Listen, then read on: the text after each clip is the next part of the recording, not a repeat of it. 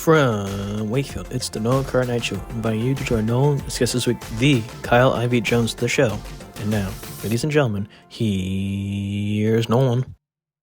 And welcome back, ladies and gentlemen, to the show. Hopefully, you've enjoyed what you've watched the last few weeks, and you will certainly enjoy this episode. And I say that because, folks, every once in a while in life, you're able to be blessed and fortunate to experience moments one can only dream of having. And each week that I've been doing this podcast, I've experienced that often.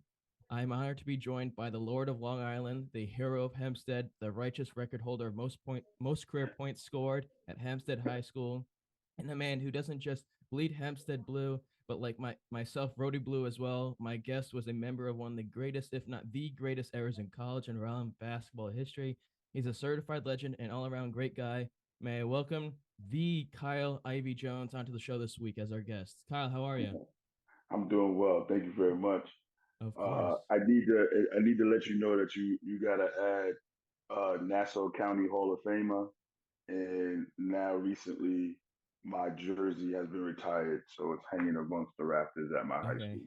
Well, next time So we thank do, you very much. when this happens again, when this happens again, and you're when we do this again, and URI rises from the flames like it once was, I'll make sure to add those into the introduction. I want to start like this. Basketball's been part of every fiber of your being since you were a young child, as you all know, and as probably all your friends and people know as well. Our Rhody Rams are back in session with their season. That's starting up to a certain degree that it is, and as well as other people across the country playing sports. For you to see sports being able to play it back with no hardcore, I mean, in terms of regulations or rules against it, like it has been the last 3 years, what's it been like? um, I mean, there's obviously there's been some positives, some negatives. I mean, there's a lot of great experiences that I've had, basketball wise. Um, regardless whether it's been me playing or coaching. Um, I've come across meeting some wonderful people, made some connections. Um, you know, people that I've met over the years, both playing, coaching, that I still talk to today. Great advice. Whatever the case may be. Um, and I'm just very thankful for to the game, for the experiences and the opportunities that it's given me. As far as Rhode Island goes, Rhode Island basketball, me playing at the University of Rhode Island was one of the best experiences in my life. Um, as well as being a coach in Rhode Island, those is another experience, that I've gotten to touch some young people and guide them in the right direction, not only as basketball players, but becoming young men, and teaching them the proper way to play basketball, and hopefully giving them great advice on how to maneuver through life.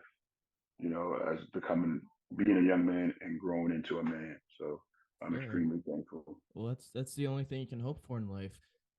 During the last 3 years, we've all learned something about ourselves that we might not have learned beforehand. We grow not just inside but outside as well. What's one thing over the last 3 years that Kyle Ivey Jones has learned about himself that he didn't know prior to the last 3 years? Um, that as I've gotten older, my patience has gotten better. Definitely become wiser as a parent. Realizing that there may have certain things that I've gone through, that I went through as a child, a teenager, as a young adult, that I try to you know still instill positive thought processes with my children, and just continue to grow as a human being and as a man. Thanks to your friend over at Basketball Heads and his wonderful conversation that he had with you on YouTube a few years ago. He asked you certain questions you shared about your life, and that's sort of where I got my information from. You talked about having the game of basketball in your life from a very young age, thanks to your dad, and how you really just went from there with it. Do you remember the moment or a moment in time? Maybe it's a couple in one sense also where you had that sort of calling to God where it says, wow, I really have something with this and I might be able to go further with this than just playing in the street or with friends at a park?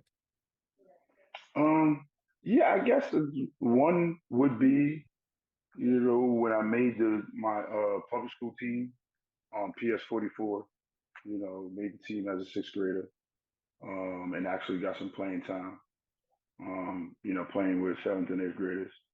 Um, and then once, leaving Brooklyn and moving to the suburbs to Long Island and being a part of Hempstead, understanding that um, as an eighth grader, I played JV, and then starting on varsity as a ninth grader. So I would have to say those three right there uh, started me realizing that okay, I'm pretty good, and I can make something happen with this. Well, that's the thing, and I'll mention that in a few minutes. The dynasty that you helped create, you put the team on your back, and you won 4 straight state titles, 2 tournament MVPs during those 4 years. A legendary status that most, or if not anybody else, will be able to replicate. You also mentioned in that conversation that you were also playing football at a young age as well. And as well, nowadays a lot of people my age or younger specialize in just one sport: basketball or football or baseball, whatever it may be. When did you also realize, though, that when you were playing football, that I'm not going to be doing this anymore, and now I'm starting to focus more on basketball? Was that at a very young age, or was that more as you were getting closer to high school when you were joining the team? Yeah, well, I played football in middle school and freshman year in high school. And basically really because some of my friends, they played football and then, they transferred over to basketball. One, it was just a way to hang out with them. Sure. Two, it was something to do, just to keep me occupied. Um, but also, it helped out with the mental toughness and the Sure. physical toughness. Um, I always knew that I was going to be I was going to play basketball. Football was just, I don't want to say a hobby because I did take it serious. Sure. Um, but like I said, it gave me something to do, kept me occupied. Obviously, helped me stay out of trouble because I was occupied and practice and stuff every day. Um, and still to this day, I like football. I watch football. I just knew that I was going to be a basketball player. Now, you're growing up in Hempstead. You're playing for the Salvation Army team. You're hooping with guys like Dickie Lloyd, Brian Cunningham, Lamont Hugh, Damian Brown, and Vince Farmer. Mm. Not just playing with those guys, but maybe that whole experience. What did that teach you about your own game of basketball, but also why Hempstead was such a hotbed for basketball players at that point? Um, well, playing for the Salvation Army, it was an experience because we got to travel all over the country, go to different states and play against different competition. So that was a big help, and I'm thankful for that opportunity and Don Ryan giving me a chance to play. Um, but yeah, just going to places like Seneca Falls, upstate New York, Seneca Falls, or going all the way down to Huntington, West Virginia, or going to Chester, Pennsylvania. We played against so much different talent, and got to experience so many different things. Yeah, it was definitely a big help, and it helped us along the way of playing together at a young age, and just growing up together and knowing how each one of us plays, and it just helped us, growing up, middle school, then getting to high school. So we had that camaraderie, from an early age. So it was just easy for us once we got to high school because we knew each other. So Sure. playing with each other was just something that we always knew how to do. Sure. It was just we playing together, but now it's a higher level. We Sure. at high school now. We just keep doing the same things that we've been doing. So that's basically what that was about. I mentioned the success you had as a high school athlete.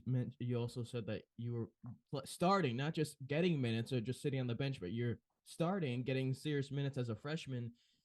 Between that and then winning all those state championships, being career record holder in terms of points scored, and then the 2 tournament MVPs, what changed in your game from, let's say, middle school to then freshman year, but then freshman year to the other years to be able to have that success and have your stamp on legendary status in Hempstead? Well, yeah, middle school was even before then, playing in the Salvation Army.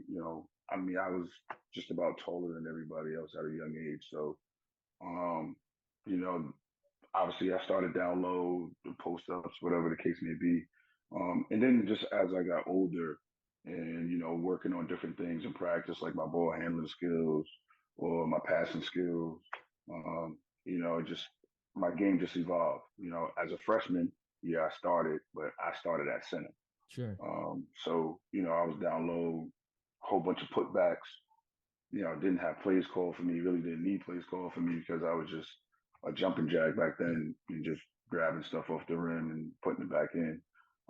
But, obviously I have to give my high school coach credit, Ted Adams, and God rest his soul, also Mr. Cleve Winfield, for allowing me to explore my game and move my game outside, so I can, be a more potent scorer and help the team win. So yeah, that's basically how that evolved. I started out down low, and then gradually each year I was able to move to the wing, move to the slot. And by the time I was a senior, I was running the point. So I just have to give thanks to them for allowing me to do Certainly. that. Well, speaking of that success, that doesn't bring, just eyeballs from the community, but brings eyeballs onto yourself and the team from other towns, other players, and as well as college scouts and coaches looking to grab players to be on their teams for 4 years. On top of that success, how did Coach Adams and his staff help you maintain a level of calm, cool, and collectedness to not let that take over your mind and affect your game negatively? Was he able to help you guys focus just on the game, or was there some other way you learned how to do that instead of focusing on all the other positives? Nah, Coach Adams, Mr. A, as he's called by everybody.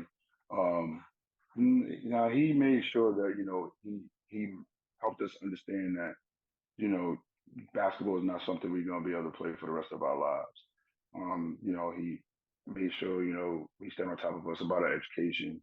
He talked to us and gave us advice about how to you know walk in the community and be positive in the community.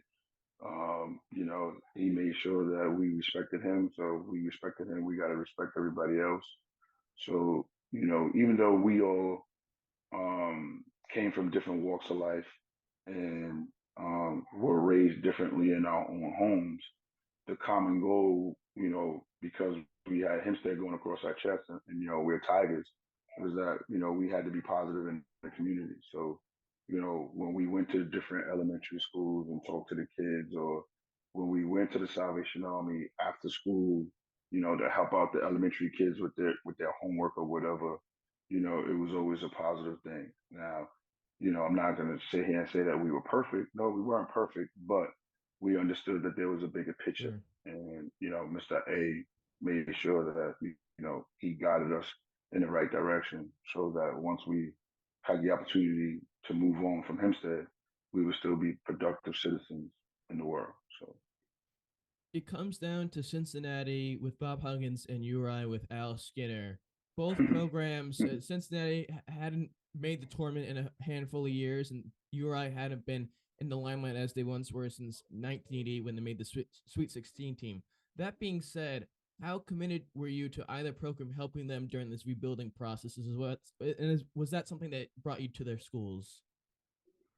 um, well, realistically, um, being able to have the opportunity to be recruited, basketball wise, was great in itself. Just to be getting all these different letters from different schools. I can always remember my mom complaining about all the sneaker boxes that I have full of recruitment letters and things like that. And that that's really when mom started to realize, like, okay, like you're pretty good. Like this this could be possibly be something. Um, but narrowing it down to Cincinnati and URI was just the fact that both coaches was calling me all the time. Um, I got to talk to both of them on a regular basis. I got to see how they coach. Obviously, with Huggins being at Cincinnati at the time, and when I took my visit, um, I did have fun, um, but it just didn't feel right. Sure. You know, being up there for that weekend. I mean, Cincinnati was a nice place. The campus was nice. Obviously, Huggins at that time was an up and coming coach, and I liked his style. Um, I just didn't feel that. I just didn't feel the camaraderie Sure. amongst the players, um, like I did when I went to URI. When I came up to campus at URI, it was like once I got to campus and once we got our first meal over with, it was like I was just with the players. Yeah. And I'll have to give Mike Brown um, a lot of credit for me coming to URI, for me going to URI because um, he was just a guy at the time who explained everything, broke everything down to me, you know, told me what to expect, how people are on campus, told me about the classes, being you're not going to be in little classrooms no more. Some of your classes are going to be in big auditoriums and things like that. So it was just like a gravitational pull to Mike, even though he's from California, I'm Sure. from New York City, you know, and even once my visit was over, like he called me a couple of times and we chatted on the phone, kept me abreast of what was going on, as well as Coach Skinner just kept coming at me. So I just felt a comfortable fit, as well as Coach Skinner being from Long Island as well. Um, Plus, it was close to home. 3 hours, 3.5 hours. So mom could jump in the car to come check me out and see a couple of Sure. games or whatever. So, and then there was also a couple of guys there that was already from New York, like Carlos Easton on point guard, Andre Samuel, who was recruited along with me, from Long Island. Um, and then, Mike was the key. So, yeah, that's when I made my decision that I would be going to URI. Your freshman year, as any other person would, or regardless of basketball or any other sport, you're talking with the coach, coaching staff, Al Skinner, and everyone else about what you can provide to the program, but also what the program is expecting from you.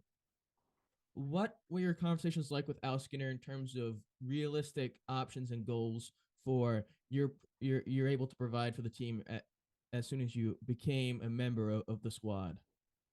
Well, when Coach Skinner came to the house, you know, that was impressive. That head coach actually came to the house.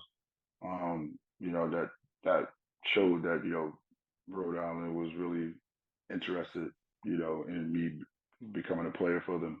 Um, he expressed that um, I'm gonna have to come up there and earn my time.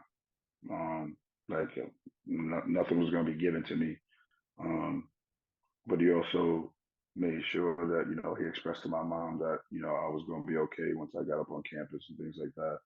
Um, so it was really a no brainer. Like no disrespect to any of the other coaches out there, but because he was from Long Island, he Sure. had an edge. You know what I'm saying? He had an edge, and because he was a black coach, he had an edge. Sure. Now, like I said, I mean, I was intrigued with Coach Huggins. Um, but I just didn't feel the camaraderie with the Sure. players when I went on my visit. So, um, that was really the tail of the tape right there. And then once I got on campus, I mean, at first, yes, for the first month or so, it was a culture shock. Sure. It was a big time shock. Um, just the fact that uh, there were similarities compared to being in the suburbs of Long Island to coming up to Rhode Island. But it was like, it's still New York. So there's still stores everywhere. Like we didn't have to drive to the gas station to go Sure. to the store. Yeah. uh, um, you know, water fountain, like, I say water fountain. People Yeah. up there say bubbler. Yeah. I'm like, what is a bubbler? So, it was definitely a difference Yeah. in the culture shock. But because I was used to traveling as a kid and going different places, I just had to make the adjustment. Hey, I'll tell you this, Kyle. I'm a Rhode Island boy, born and bred up. Probably never leave. I don't say bubbler. I say water fountain. So I don't know where it starts. So those are the weird folks. Speaking of coach, briefly, Coach Skinner. He had been there for a handful of years as an assistant coach, and then he was there as the head coach, and he was there for many years after that. Was that another thing for you that showcased? Oh, hey, this guy's been here for a while. He knows the system, not just as a head coach, but he was here previously, so he's had success compared to Huggins, who was just a head coach there. Was that something that made you feel more comfortable going to URI instead of Cincinnati? I wouldn't necessarily say that that made me more comfortable. I mean, it's just the fact that he was a black man that was a head coach, and like I said, the camaraderie amongst the players, because I'm looking at it as this is where I'm going to be for the next 4 years, Sure. and you know, if I'm going to go to battle with these guys for the next 4 years, then I got to have some type of comfortability with them. And like I said, off the rip with Mike, it started. And then, with Carlos, and knowing that Andre was going, and then, you know, Abdul Fox transferring in, from Queens, who, I'm still tight with today. Me and him, we talk periodically. So, that was the comfort level, knowing that, okay, I'm going to be around these guys. At least I'm gonna be around Abdul, Carlos and Andre, for the next couple of years with Mike just being there that 1 year. But that was a huge year because he was a huge help with the adjustment. Um, so that's really what it was. Sure. It really didn't have anything to do with like Coach Skinner being there as the assistant and now transforming into the head coach. It was more of me going to battle with my teammates for the Sure. next 4 years. Speaking of Mike Brown, and throughout your many years at URI, the team transferred from a few forwards early on, and then there ends up being more forwards as the years go forward. Your first year, you're learning from Mike Brown and Brian Jenkins. What was it like learning from those guys who were upperclassmen who had been on the team for a couple years and helping you learn your stuff and how to properly play as a Rhody Ram? Well, the first year, it was an adjustment because I didn't play. Like, I had to sit out that first year, but I was able to go to practice and go to the workouts with those guys. Um, so just battling with those guys, helped out a great deal in watching in practice the speed, and everything of the game at that level, the college level is totally different than at the high school level, and high school level is totally different than middle school level. So being able just to sit back and watch that, it helped me out a lot. Um, going into the gym and lifting weights, doing pool workouts and all that type of stuff. So that helped out a great deal because then when I became eligible my sophomore year, it was all I was gung ho. I was ready to Sure. go. When looking back on legendary or the top Mount Rushmore s type of players that have come through URI, and we're doing it finally this year with showing respect to alumni such as yourself. You look back, of course, on the players from the '88 team or the '98 team and a few other teams, but there are also players, legendary players such as yourself, as I mentioned, Abdul Fox, you, Jeff Kent, Mike Brown, Eric Leslie, and a fellow classmate of yours, Andre Samuel, as you've mentioned. What was it like for you to go? And you've talked about how he was there all 4 years getting recruited. What was it like for you to experience your URI time with him all 4 of those years, seeing as he was just as successful as yourself? Are you referring to Andre? Yeah, Oh yeah, yeah. Experiences with Andre were good. Um, if you know Andre, either you love him or you hate him. He's a funny cat. Always, telling jokes or cracking on somebody. But when it came to, the nitty gritty on the basketball court, he was always ready to play. And I think, at first it was adjustment because, you know, him being a high profile high school player on Long Island, as well as like if there was that competition between Sure. us.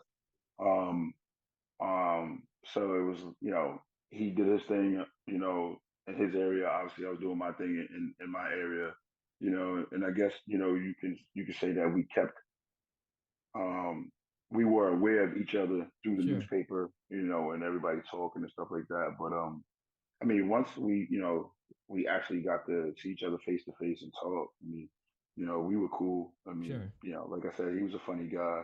He was fun to be around. And, him and his buddy Carlos Cofield, was another guy who was funny, crazy. We had good times. We had good Sure. battles. In practice. With Demont Collins. Coming in from Kansas City. Yeah, we had some battles, and it was good competition.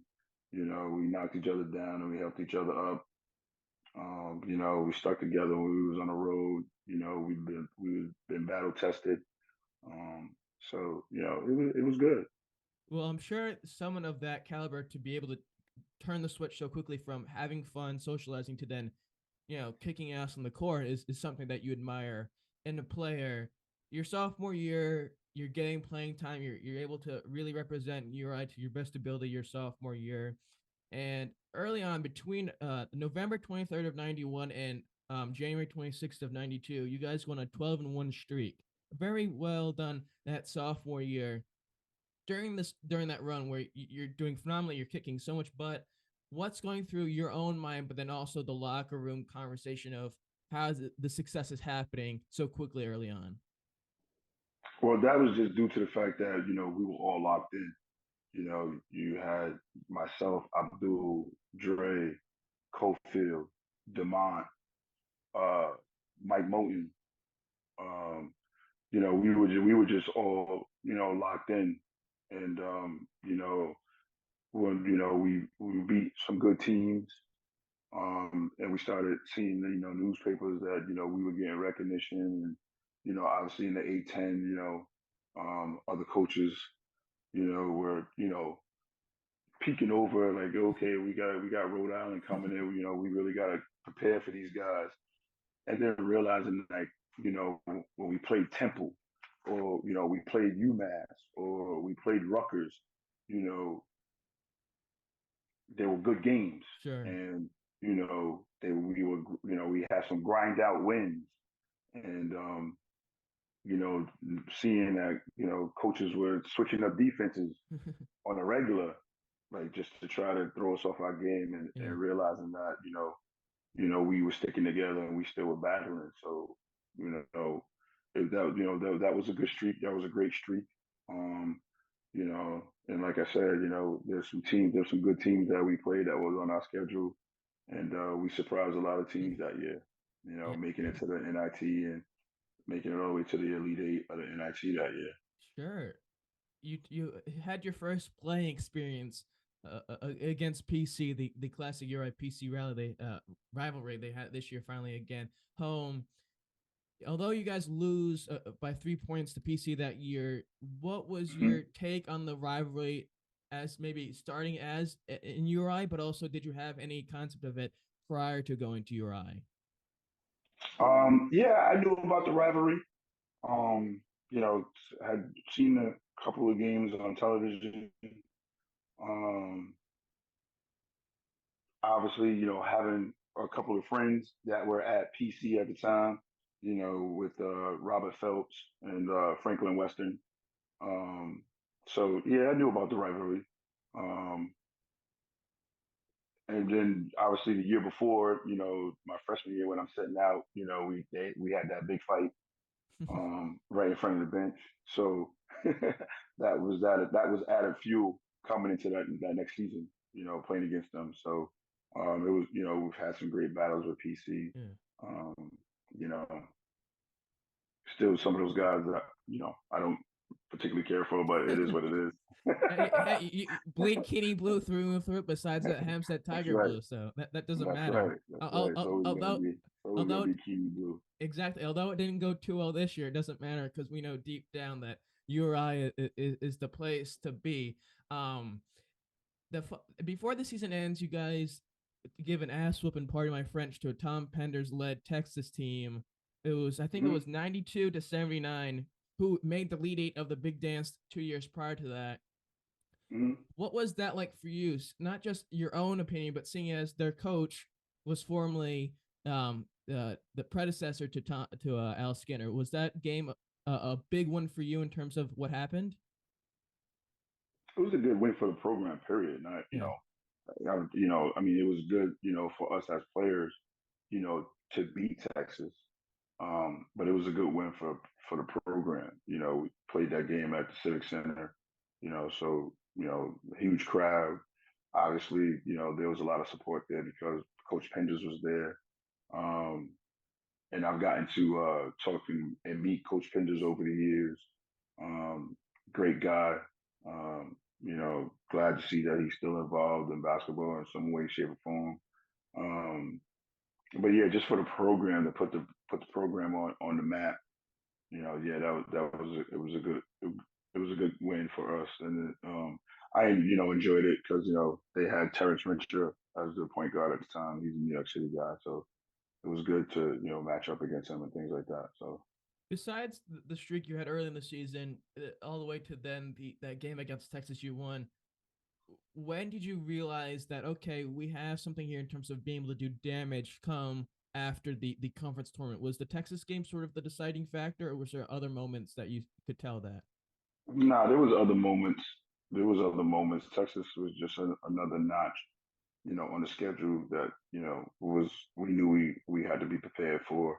But the test for us was obviously playing against Temple, playing against UMass, playing against George Washington, um, yeah, playing against Rutgers. Those were the tests for us, and you know, we knew that if we were to play very well against those schools, including West Virginia, going down to Morgantown, that was just crazy to try to come out of there with a W. Um, we knew, being battle tested against those schools and those players, um, we were going to be pretty good. So I wouldn't necessarily say it was just the Texas game that Sure, helped us realize that it was basically our A10 schedule. sure. We knew if we could finish up in the top five, top four in our A10 schedule, then we knew we were gonna be able to move on and do some damage against some other teams. Well, speaking of the A10 and from about the time when you got to URI to probably the early to mid 2000s, the A10 was a real serious, hard conference. As you mentioned, George Washington, Temple at the time, UMass, Rutgers, St. Joe's, and as well as URI. Playing those teams, then playing teams ranked teams like UMass your sophomore year and for the rest of the years, not just regular season, but then postseason as well. What was that like to be doing that on a weekly basis for those 4 years? Um, Man, it was a grind. It was a grind because back in the early '90s. I mean, for us as A10, I mean, if I'm not mistaken, we were definitely in the top 10 as far as conferences, and Sure. we probably the A10 was probably in the top six, maybe even the top five in conferences. Behind the ACC and the Big East and the Big 12, or Big 10. So there were some skilled players in the A10. I mean, we matching up against Eddie Jones and Aaron McKee, and Rick Brunson, on a daily basis. And, before Canby, it was Lou Rowe and Harper Williams at UMass. And then you had Coach Calipari, you know, um, and whoever else, other schools, Sure. such as Rutgers. You had Steve Worthy, and then West Virginia, all those guys they had down there in Morgantown. So the A10 was definitely battle tested, um, and there was no easy wins. Sure. For us, there was no easy wins. Every game was a grind. I mean, I can remember, us playing St. Bonaventure. at St. Bonaventure, and we went overtime, definitely overtime, maybe double overtime before we was able to come out of there with a W. I mean, and at that time they were 0-8 in the Oh wow. conference. So that right there alone tells us that they were coming in there ready to play. Sure. And for us, I think we were like fourth in the conference at that time. We had to go to double overtime to get a W over St. Bonaventure. Yeah. So, every game was a grind. There was no easy games in the A10 at that time. You, as I mentioned, although probably the hopes for the team were making the big dance, you guys go to NIT, make it to the Elite Eight.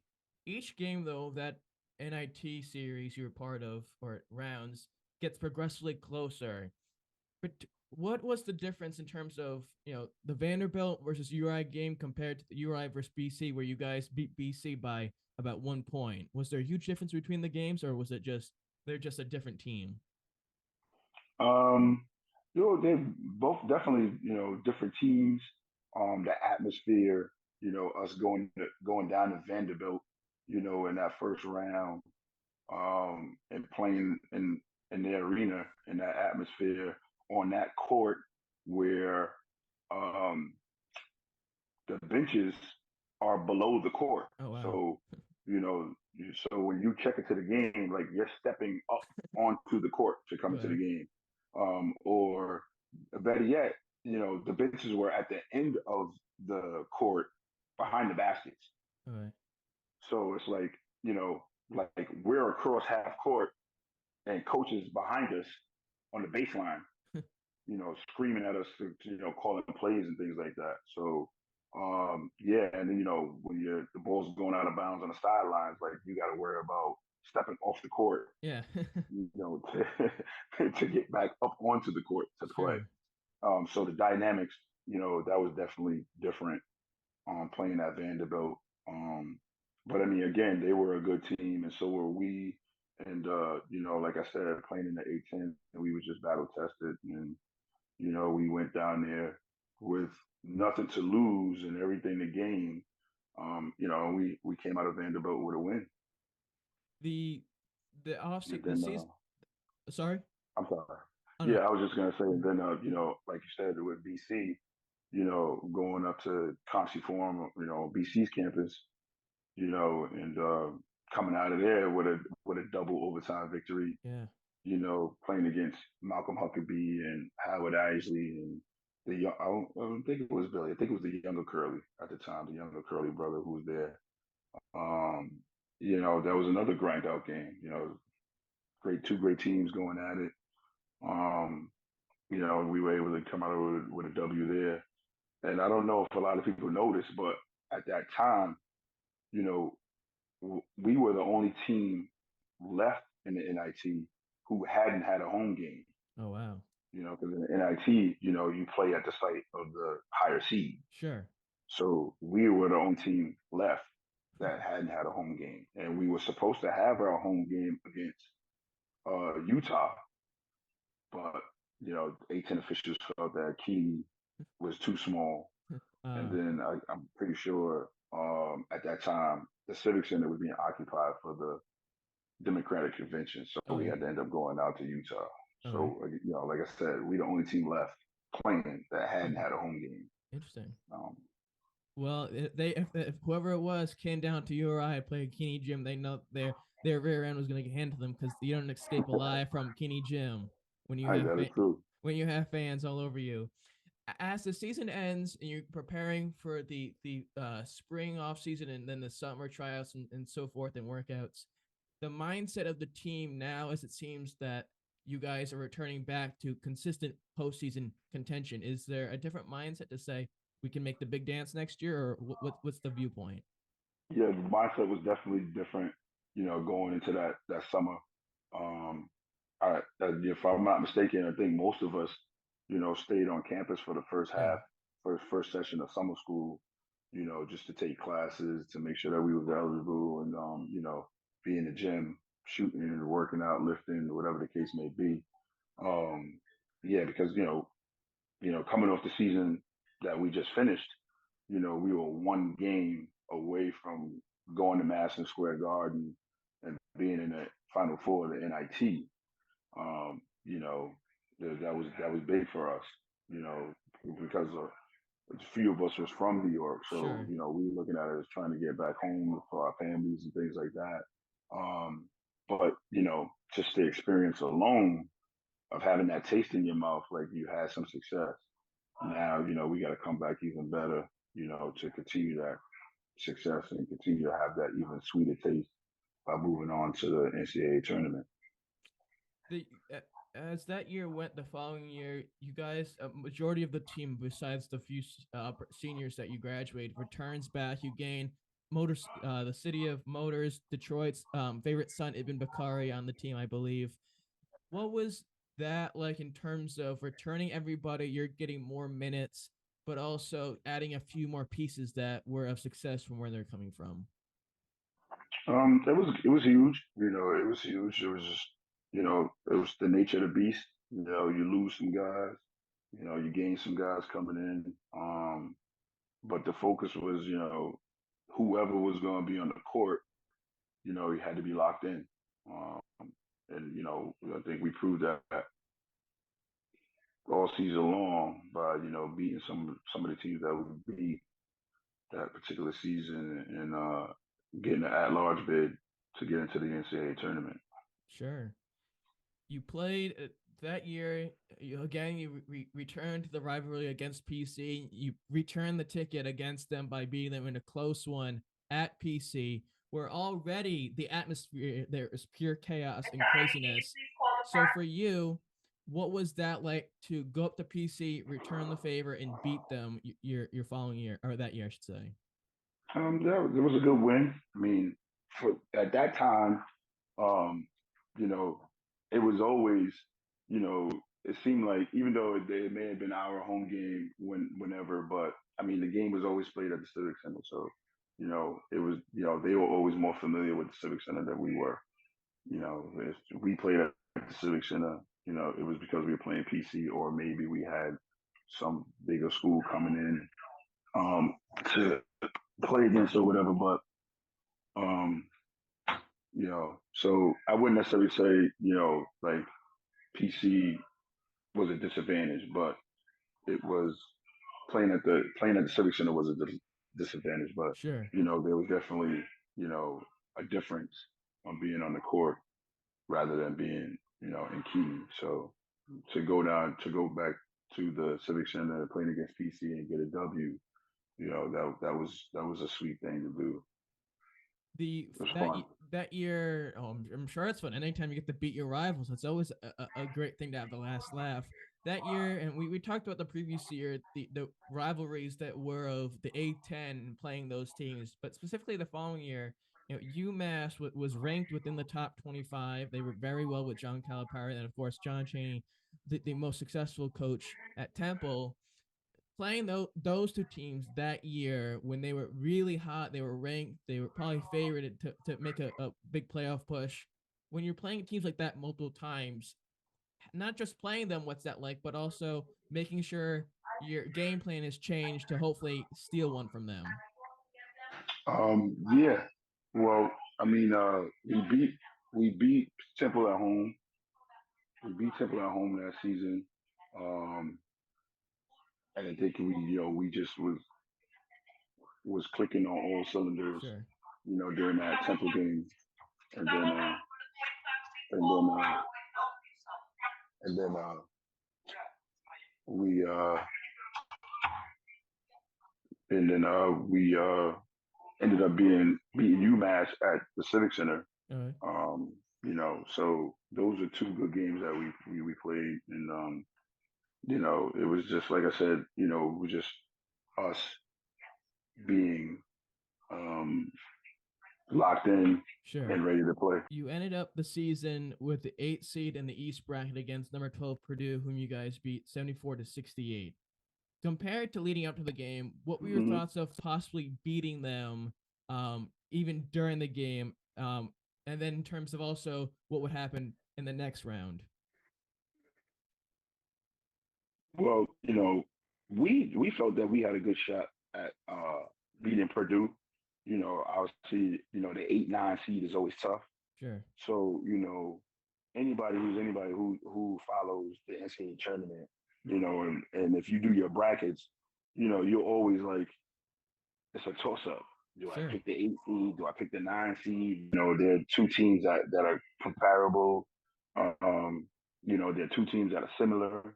And, basically, yeah, we were similar to them. I mean, their big advantage is that they had Robinson, Big Dog Robinson, who, if I'm not mistaken, was number one or number two, the draft pick that year. Um, but I mean, I can remember hearing that their coach at the time, Purdue's coach at the time, was like, "Yo, I know nothing about Rhode Island, so I got to do my homework." Yeah. And I know, for me, like I had seen Purdue, a couple of times on ESPN, watching college basketball. So I wouldn't necessarily say I had a familiarity of them, but obviously I knew they had Glenn Robinson. I knew about their guards. I think Matt Painter was his name. He was one of their guards. So, going into that was basically knowing that it was either win or go home. Sure. Thought process. Look, if we want the season to continue, we got to come in here, lock in again, and do what we got to do. So, it was a great game. National televised game.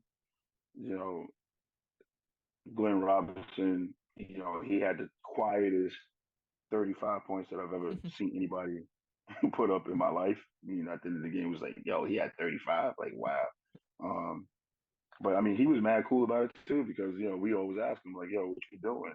He said it to us right then and there at the end of the game. Yeah, I'm done. I'm turning pro. Yeah. So it was a good game. Sure. Good experience, great atmosphere. All the Rhody fanatics, all the Rhody faithful came through, showed us love and support. So it was a great experience. That year, as the previous few years, you returned the majority of the lineup. You gained two new guys, being Cordell Llewellyn and Danny Griffin, to the forward spot, I believe. Was there any stuffiness you felt for the time you were at URI for your senior year in terms of fighting for minutes, or were you sort of your spot was set in terms of getting enough playing time? Um, no, I mean, it was always a dogfight, obviously, Sure. in practice. Um, I can't complain about minutes that I got, because I got plenty of minutes, Sure. and I made sure when I got the minutes, I took advantage of the minutes. I mean, when I got in the game, once I got rolling, I can remember coach calling certain plays for me specifically, because he knew that I would come through as far as getting a bucket or something, or making something happen. Um, so for me, there was no issue as far as playing time. Sure. I can never say that I got robbed of playing time or whatever Sure. the case may be. Like, no, I got my minutes, and I made sure that I took advantage of my minutes. Sure. That year, and maybe you already mentioned it, but that year you beat WVU, West Virginia University, in triple overtime, 105-102. You guys ended up losing earlier in that season to West Virginia. What do you remember changed about how you guys attempted or approached the game to lead to that long overtime win? Oof.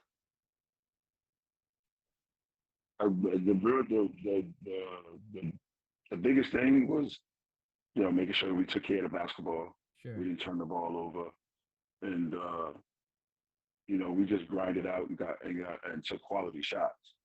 We just didn't take the first available shot that was given to us. We made sure that we ran our plays through, and got a high percentage shots, and then taking care of the basketball and grinding out, and obviously getting stops at the other end was Sure. what contributed to that. Looking back on your years at URI there, how you finished, how do you assess it compared to that time when you finished now 30 years later? Um, I look at it as, I had a great experience, at a high profile university where I was able to get a decent education and, you know, play at a high level, be competitive, in a collegiate sport, in one of the better conferences at the time, back in the 90s, and made some great friends over the years and had some great experiences. Uh, did some positive things on campus to benefit minority people, um, and took full advantage of being able to be a positive light on campus, as well as continuing to be a positive light in this life journey I have right now. So, Sure. am I can I sit here and say that um, there weren't any bad spots on campus? No, I can't. I can't honestly say that, but I can say that the bad spots that I had, um, you know, people honestly took a step back and realized that, yeah, we need to make a change, in this department or with this scenario, Sure. and to not only help out minority people on campus, but also uh, URI community in general. Sure.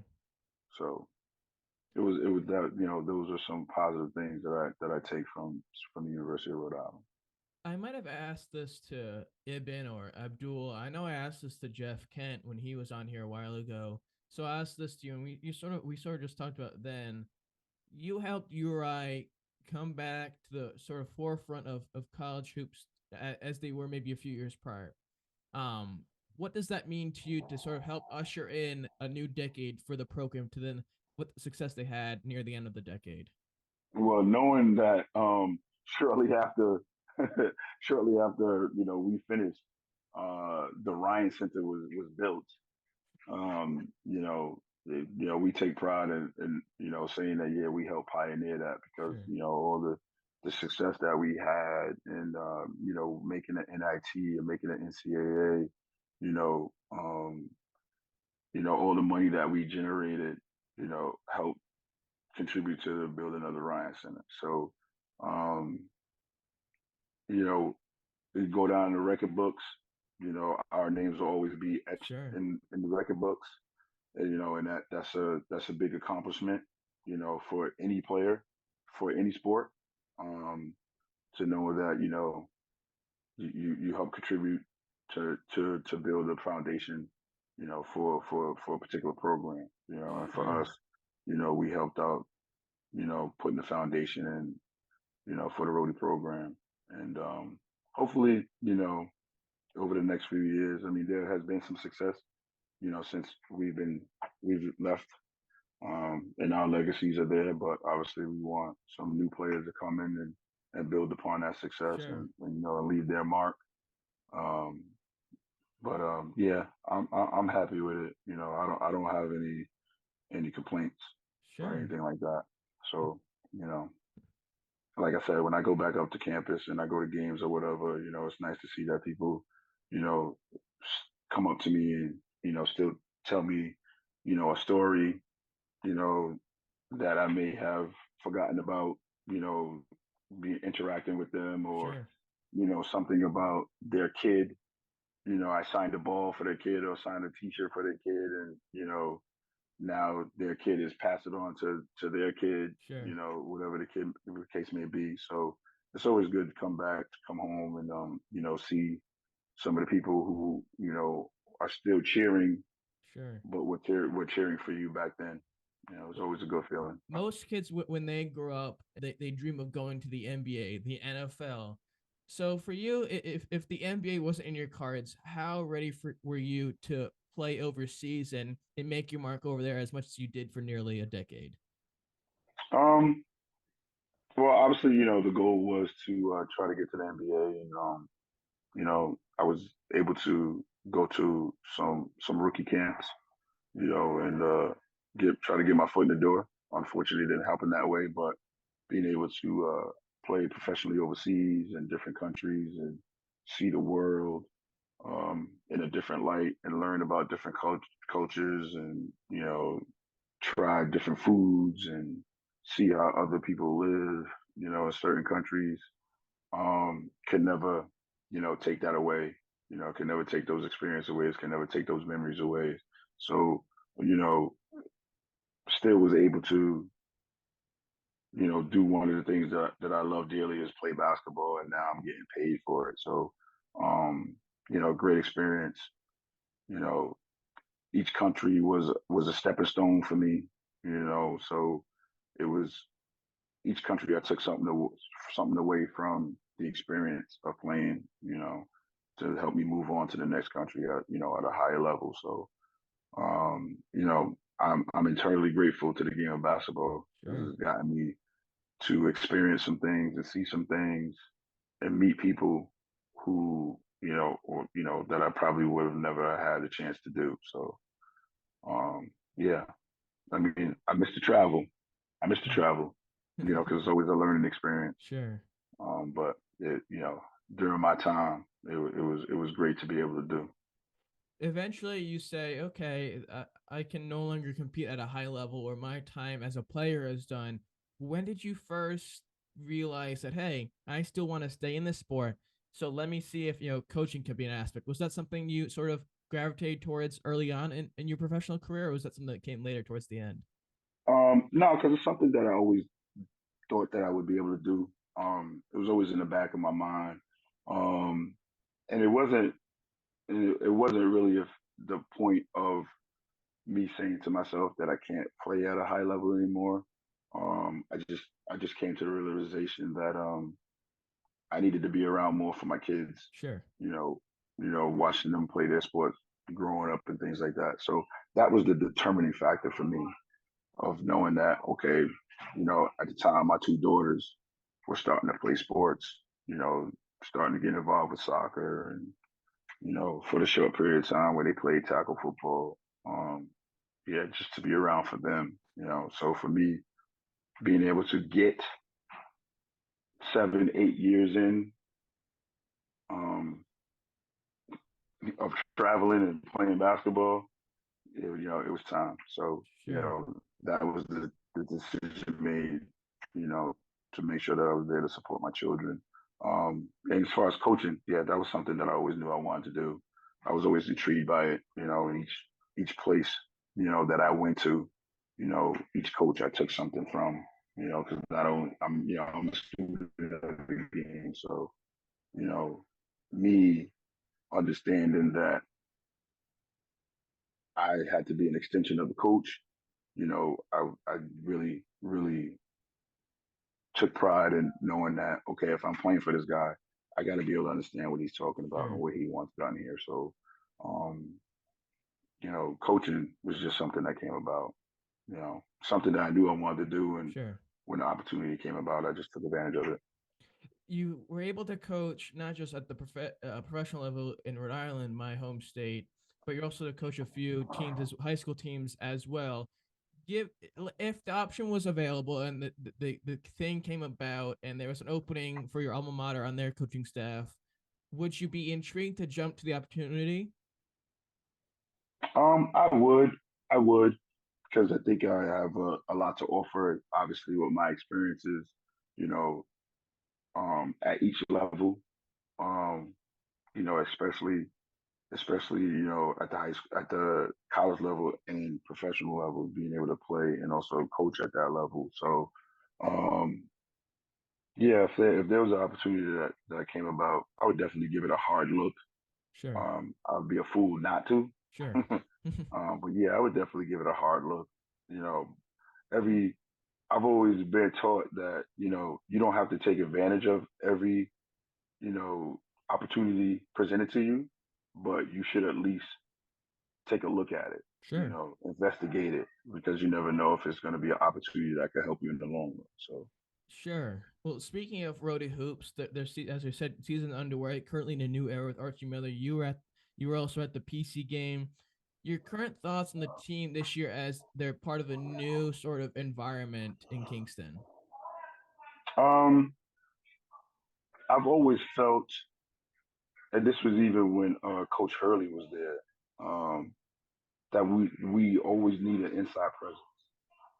Um, don't get me wrong. I mean, Coach Hurley had a couple of guys, who were battle tested down there, but in my opinion, we haven't had that inside presence where we could call a play and get a decent post up move and get an effective bucket. Um, I'm not saying that we need to have one of the top 25 guys. But however we go about it, whether it's through the transfer portal or high school kids, however we go about it, I think in college basketball, you always need that inside presence. Sure. Um, and against PC, we didn't, in my opinion, we didn't have that inside presence. Yeah. And that's not to knock the coach, because he's coming in, to a situation where he's got some players that's decided to stay, some players that decided to transfer. Yeah. But for his tenure there, and I'm pretty sure that he'll be at Rhody for a while. Yeah. It would be great to see some emphasis on getting better low post play. Sure. Well, that's we've never had URI has never had an issue with getting guards. Sure. You can always get guards, but we need that inside presence. Before we end here today, I want to end on a little game called the One Word Challenge. So what this entails is I throw out a few names of people, places, or things that have some connection to my guest, this week being the man himself, the Kyle Ivey Jones. And he has to do his best to say a word or two or sentence that best comes to mind when he hears it. So, sir, are you ready? I am ready. First one, Hempstead, New York. Best place to grow up. Kingston, Rhode Island. Seafood. Keeney Gym. Ruckus. Ted Adams. Mastermind. Ibn Bakari. Brother. Success.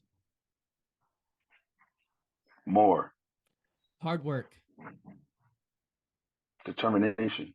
And last but certainly never least, in this cosmic universe we all call Earth that we live on right now and right here, Kyle Ivey Jones. The man. Exactly, the man. The franchise himself. Well, Kyle, I want to say thank you so much for taking the time out of your busy life and schedule to come on. This was a real treat for me to talk to people like yourself who have been there and done that and are part of the Rhody family. Is a great treat. So thanks again. Thank you. Appreciate the opportunity. It was a pleasure. Brought back some memories, and I thank you. Yeah. Well, I say hello to everybody out there in Rhody land. Hopefully, we can turn this thing around at Rhode Island as far as the basketball program goes. Wish them much success. All those out there who enjoy this, because who the hell does not enjoy a conversation with the basketball Hall of Famer who's had his jersey retired? Say, holy crap, I should subscribe. So subscribe, comment, follow, share, all the fun jazz that they usually say. Follow on Twitter, Nolan Cartnight, and Instagram, Nolan Cartnight Show, for all updates regarding the podcast. In the words of Johnny Carson, the Dean of Talk Shows, I bid you all a heartfelt good night. Take care.